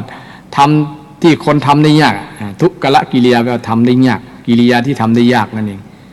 มันฝืนต่อความรู้สึกมันทรมานจนแทบเอาชีวิตเป็นเดิมพันเป็นเดิมพันทั้งสุดท้ายก็ที่ว่ามาอดอาหารบอกกินข้าวนะคนนั้นบอกกินข้าวก็ตายกันเนาะบอกกินข้าวลองดูทรมานให้กายเนี่ยมันได้รับความทุกข์ทรมานแล้วเนี่ยกิเลสมันจะตายโดยกว่าประมาณนั้นเนี่ยก็เลยทำสิ่งที่ทำได้ยากถือเป็นว่าทุกขละกิริยาแต่ทำที่สุดแล้วนะมันก็บรรลุใจมันยิ่ง บ่สับสนมันยิ่งสับสนวุ่นวายนะฟุ้งซ่าน แต่อันที่มันจะสงบยอมสยบต่อความทุกข์ยากนั่นนะมันกับกระเพื่อมบ่สงบเหมือนกายที่ได้รับทรมานนะบ่นิ่งบ่นิ่มนะมันยิ่งกระเพื่อมนักกว่านะพระองค์ก็ทรงมาพิจารณาว่ามันบ่ใจทางแล้วนะมันบ่ใจทางที่จะบรรลุนะก็เลยยกเลิก เลิกพิธีปฏิบัติที่ห้องว่าทุกขละกิริยาเนี่ยกิริยาที่ทำได้ยากเนี่ยบ่เอาละนะบ่เอาละก็เลยหันมาบำเพ็ญเพียรทางจิตใจอย่างเดียวมันมีสิ่งที่โดนจิตโดนใจให้ได้คิดนะมีเทวดาว่าเทวดามาดีดพิณให้ฟังพิณสามเส้น3สายเส้นหนึ่งมันตึงมันดีดไปมันกระปุดนะเสียงก็บ่มีละนะปุดนะติ้งปุ๊ดนะเส้นหนึ่งมันก็ย่อนลำไปก็ดังบ่ม่วนดังแบบย่อนยานแหมเส้นกลางนี่พอดีบ่เข่งลำไปบ่ย่อนลำไปนะพอดีดีดมันก็ทำเสียงเพลงขึ้นสำเร็จได้นะเสียงมันก็ม่วนเสียงมันก็มีเสียงมันก็ดีตัวก็ไม่ได้ข้อคิดว่านะการกระทำต่างๆเนี่ยถ้ามันทำเกินไปนะเช่นการทรมานร่างกายเกินไปเนี่ยมันก็บ่เป็นประโยชน์มันก็บ่บรรลุความสำเร็จได้นะบางครั้งอาจจะตายก่อน หรือว่าการที่ไปมัวเมาลุ่มหลงในเรื่องกามคุณนะล่ำไปมันก็บ่มีโอกาสที่จะบรรลุสิ่งที่เราประสงค์ไว้นะแต่ถ้าเราเดินทางสายกลางนะบ่ตึงบ่หย่อนนักนะบ่ตึงบ่หย่อนนักก็จะบรรลุวัตถุประสงค์ที่ตั้งไว้นะมันจะสำเร็จนะมันจะสำเร็จอันนี้เป็นนิมิตหมายนะมาดลจิตดลใจให้เกิดความคิดนั้นพระสิทธัตถะก็ได้ถือเอาการบำเพ็ญทางจิตนี่จะดีประเสริฐกว่านะเพราะว่ามันจะเป็นหนทางที่เดินทางสายกลางเดินทางสายกลางมัชฌิมาปฏิปทาจะทำให้ชีวิตในบำเพ็ญเพียรทางสมณะเป็นพระนี้ก็จะประสบผลสำเร็จก็เลยตั้งใจบำเพ็ญเพียรทางจิตใจหมู่ปัญจวัคคีย์ได้หันกิริยาที่พระสิทธัตถะบ่ทำทุกขละกิริยาแล้วก็ถอยออกห่างแล้วว่าอันนี้บ่เอาแต่เราเนี่ย บ่สู้แต่ประมาณนั้นว่าละวิธีที่เฮาว่าทุกขละกิริยาเนี่ยคงเป็นคนบ่แต่ละประมาณนั้นดูถูกในจิตในดูถูกในทีก็เลยบ่ยอมปฏิบัติละไว้คนเดียวละว่าพระสิทธัตถะไว้รูปเดียวนะก็ออกหนีห่างไปนะหนีห่างไปปล่อยพระองค์ไว้อยู่คนเดียวประพฤติปฏิบัตินะมาวันที่พระองค์จะตรัสรู้นะเหตุการณ์ที่จะตรัสรู้ก็ตรงกับวันพัดเนาะวันพัดเพราะว่ามันจะสังเกตว่าปางตรัสรู้นี่มันจะเป็นวันพัดแต่บางที่บางแห่งมันก็เป็นวันพุธก็แล้วแต่ละนะส่วนนักก็จะมาที่วันพัดที่จะฮู้จากการ ปรางต่างๆที่เกี่ยวกับเหตุการณ์พระพุทธเจ้าเนี่ยจะรู้ได้ก็มาบำเพ็ญในวันที่เนี่ยบำเพ็ญทางจิตในวันขึ้น15 ค่ำ ขึ้น15ค่ำเป็นวันที่พระพุทธเจ้าตรัสรู้เดือน6การตรัสรู้นี้เป็นการจะว่าเป็นการเกิดใหม่ของพระองค์นะก็ว่าได้คือเกิดเป็นพระพุทธเจ้านะเจ้าชายสิทธัตถะเนี่ยเกิดเป็นพระพุทธเจ้านะเพราะแล้วก็เป็นวันตายคือวันตายของกิเลสเนี่ยกิเลสตายในวันขึ้น15ค่ำนี่นัยยะหนึ่งนะโยมเป็นวันเกิดแล้วก็เป็นวันตรัสรู้นะคือรู้ธรรมนะตรัสรู้ธรรมที่จะนำไปสู่การหลุดพ้นจากความทุกข์เนี่ยนะเกิดขึ้นในวันขึ้น15ค่ำเดือน6หรือเดือน8ตั้งเหนือเฮาพระองค์ได้ตรัสรู้นะตรัสรู้การตรัสรู้นี้เป็นความรู้ที่พิเศษทำให้กิเลสมันดับนะกิเลสมันตายนะตายจากจิตจากใจบ่เกิดในละกิเลสนะในจิตในใจความโลภความโกรธความหลงเนี่ยบ่เกิดขึ้นในจิตในใจนะเป็นวันที่ นัยยะหนึ่งก็คือเป็นวันปรินิพพานนะของนิพพานคือการตายของกิเลสนะการตายของกิเลสนะกิเลสมันตายจากจิตจากใจอันนี้เป็นนัยยะความหมายหนึ่งที่ว่าประสูติตรัสรู้ปรินิพพานเนี่ยคือในวันเดียววันนั้นแหละวันขึ้น15ค่ำเนี่ยแต่มีสภาวะจิตมันเกิดแล้วก็ตรัสรู้ปรินิพพานเกิดเป็นพระพุทธเจ้าตรัสรู้เป็นพระพุทธเจ้า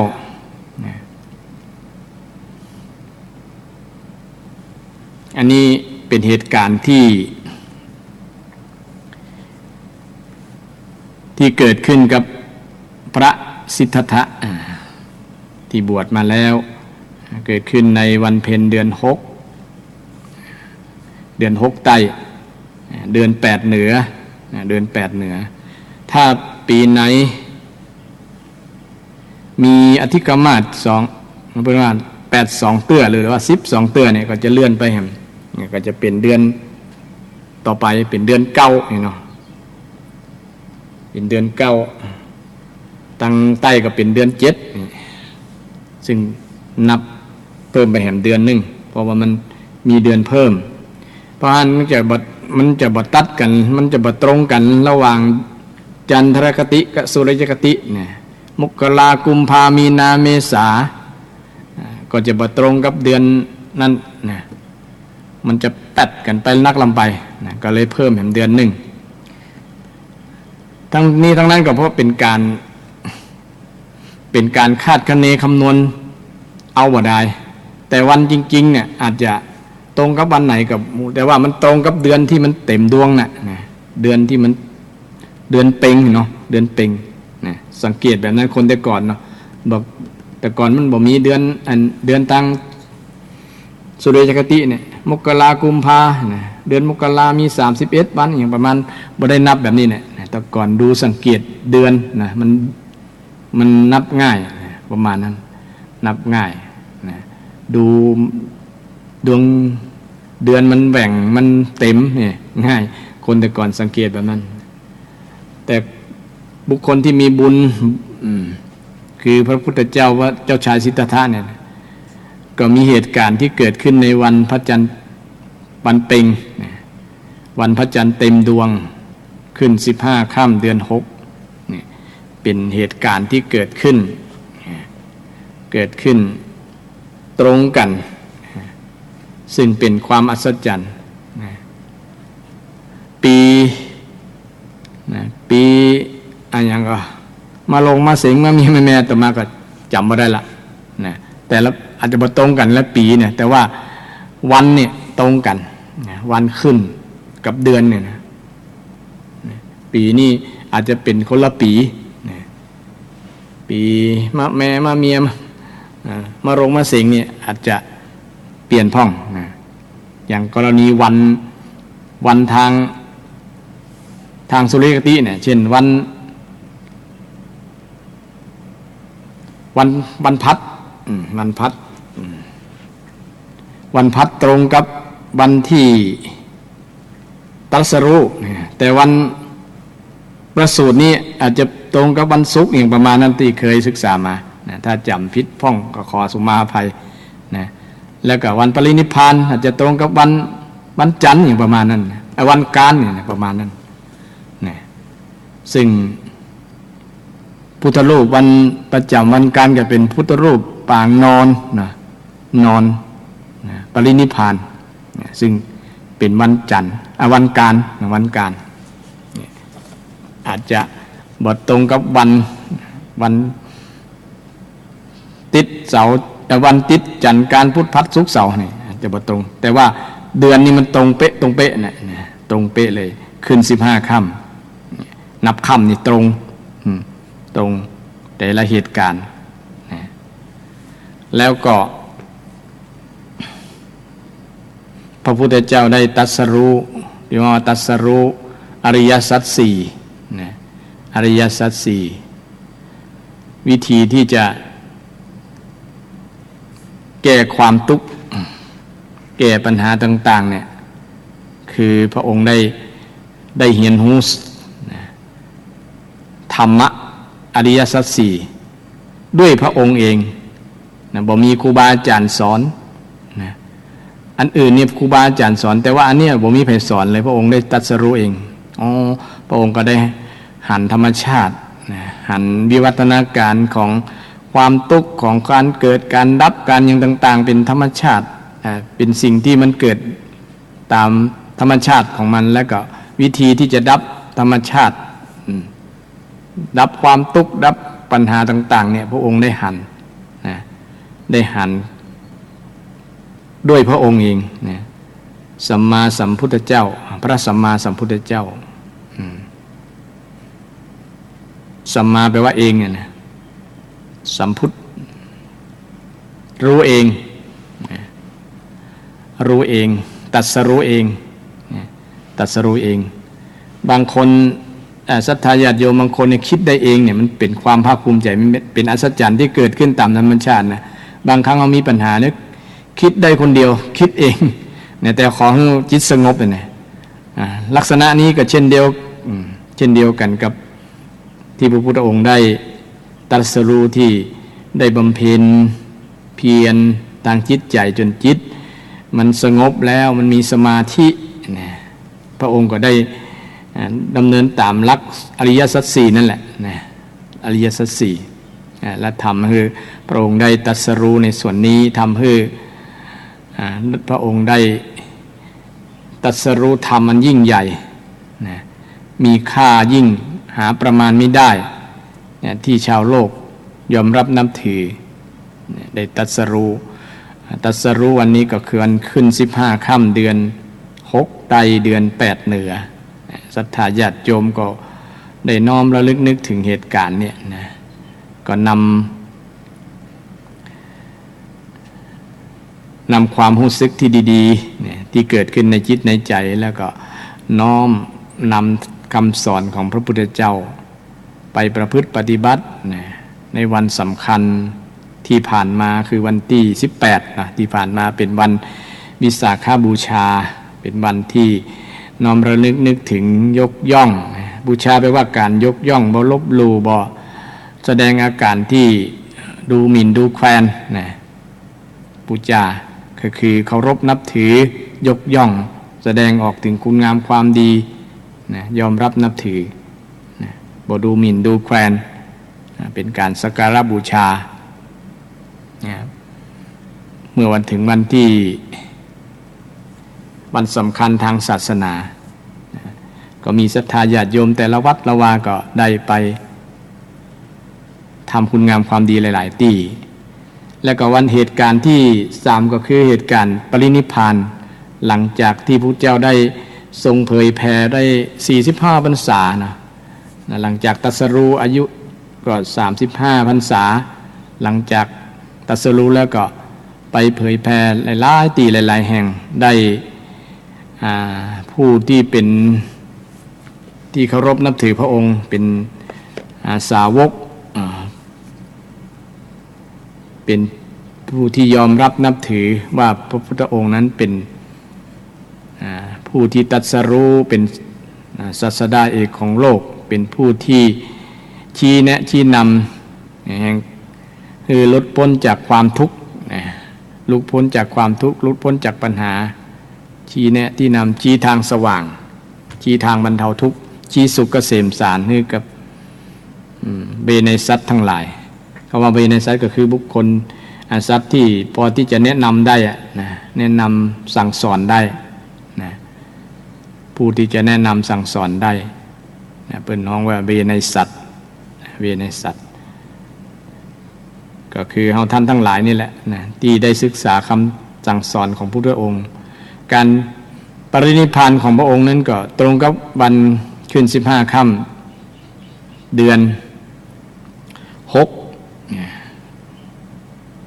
เดือน6เช่นเดียวกันเดือน8เหนือเฮาเดือน8เหนือเฮา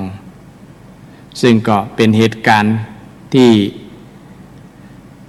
ก็มีคนเดียวในโลกก็ว่าได้นะซึ่งวันเกิดเนี่ยก็ตรงกับวันเดือนเพ็ญวันตรัสรู้จบเรียนจบแล้วนะคือว่าทำกิเลสตายกิเลสแตกแล้วเนี่ยบ่เหมือนกับต่างโลกเขาเนาะเรียนจบปริญญาตรีกิเลสก็ยังบ่แตกเด้อบางครั้งก็เพิ่มกิเลสเนี่ย แต่พระองค์นี้ได้ศึกษาจบปริญญานั่นห้องว่าตรัสรู้นี่นะตรัสรู้ทำให้กิเลสมันแตกทำให้กิเลสมันตายนะทำให้กิเลสมันตายวิธีที่จะทำให้กิเลสตายทำให้ทุกคนได้รับผลประโยชน์นะได้รับอานิสงส์จากการนับถือพระพุทธศาสนานะเพราะว่าพระองค์นั้นมีพระมหากรุณาธิคุณมีคุณ3อย่างบริสุทธิ์ที่คุณมหากรุณาธิคุณปัญญาธิคุณจึงเป็นคุณความดีของพระพุทธเจ้าในยามวันสำคัญทางศาสนานะก็มาถึงเราก็ควรน้อมระลึกนึกถึงในเนื่องในวันสำคัญที่ผ่านมาก็อยากจะกล่าวยกย่องบูชาคุณของพระพุทธเจ้าในฐานะที่เราเป็นพุทธศาสนิกชนเป็นพุทธบริษัทนี่ก็ควรเรียนรู้ว่าพระพุทธเจ้าเนี่ยเป็นเจ้าของศาสนาเป็นศาสดาของพระพุทธศาสนาซึ่งพระองค์นั้นได้สอนซึ่งก็จะประมวลคำสอนของพระพุทธเจ้าที่เป็นในภาพรวมของศาสนาว่าศาสนาพุทธเนี่ยเป็นศาสนาลักษณะแบบไหนนะซึ่งก็จะลักษณะที่สามารถจะเปรียบเทียบกับลัทธิศาสนาอื่นๆได้นะอันแรกนี้พระพุทธศาสนาเนี่ยเป็นศาสนาแห่งอเทวนิยมอเทวนิยมก็คือเป็นศาสนาที่บ่มีพระเจ้าบ่มีพระเจ้าเป็นศาสนาที่เกิดจากมนุษย์ที่พระเจ้าชายสิทธัตถะเนี่ยเสียสละพระราชสมบัติเนี่ยสละสมบัติทั้งหลายออกบวชธรรมชาติที่อุดมสมบูรณ์ตรัสรู้เป็นพระสัมมาสัมพุทธเจ้าแล้วก็ได้เป็นพระศาสดาแก่ทุกชีวิตที่มีคนนับถือพระพุทธองค์ก็ได้สอนว่าบ่มีป่าคือลมสรรพสิ่งทั้งหลายเนี่ยบ่มีใครสร้างเนี่ยมันเป็นธรรมชาติอาศัยกันเกิดตามเหตุตามปัจจัยตามเหตุตามปัจจัยเพราะว่าคนความเชื่อคนแต่ก่อนนี่ว่ามันจะมีบุคคลหนึ่งที่อยู่เบื้องหลังให้แก่แผ่นดินทุกสิ่งทุกอย่างจะมีคนสร้างคนสร้างนั้นก็คือพระเจ้าก็คือพระเจ้าแต่ในหลักพุทธศาสนาพระพุทธองค์นั้นร่วมเป็นเจ้าภาพทอดผ้าป่าต้นไม้มีพระเจ้าเหล่านี้แต่ซื้อที่ดินถ้ามีก็มีเป็นพระเจ้าที่เป็นธรรมชาติไม่ใช่บุคคลวิปัสสนานิมิตใหม่สังเวชนียสถานถนนนิมิตใหม่ซอยสรรพสิ่งทั้งหลายแขวงทรายกองมันเกิดด้วยเหตุด้วยปัจจัยกรุงเทพมหานครมีคำสอนลักษณะในวันอาทิตย์ที่16มิถุนายน2560สอนว่าบ่มีพระเจ้าเป็นผู้สร้างนะ หมดเวลาแล้วเนาะ ครับหมดเวลาแล้วครับ โอ้จ้ะ วันนี้มาต่อผู้มาต่อ ครับผม เนาะต้องหมดเวลา16 นาฬิกา ครับ วันนี้นี่สรุปเลย วันนี้ก็ ครับ อู้จนหมดเวลาจนบ่ดูเวลา ไม่ได้ดูเวลา ขอ เลย สุมาอภัยเนอะ ครับ ก็ขอจบรายการขอพรศรัทธาญาติโยมที่ฟังรายการอยู่ทุกท่านทุกคนมีความสุขมีความเจริญวัน พุธหน้านะครับ พุธหน้ามาต่อกันเนาะ ครับ ขอเจริญพร วันนี้ครับ วันนี้ก็เกี่ยวกับเรื่องเกี่ยวกับเรื่องประวัติของพระเจ้าแล้วก็ว่าพุทธศาสนานั้นคือศาสนาแบบไหนประมาณนั้นค จะ รับ ช่วยได้อย่างไรกันเนาะ ครับช่วยได้อย่างไร ครับ ที่จะช่วยคนในสังคมให้ ครับ มีความสุขนะครับ ปราศจากความทุกข์นะวันนี้ก็ขอยุติไว้แต่เพียงเท่านี้ขอเจริญพร หมดเวลาหมดญาติโยมไหน จะนำรายการธรรมะเพื่อการสืบสานและแรงเพิ่มแรงบันดาลใจว่าใจมาปะมาพบกับญาติโยมใหม่เนาะในโอกาสหน้าวันนี้ก็ขอท่านได้อยู่ดีสบายสุขกายสุขใจทุกท่านทุกคนเทินเจริญพร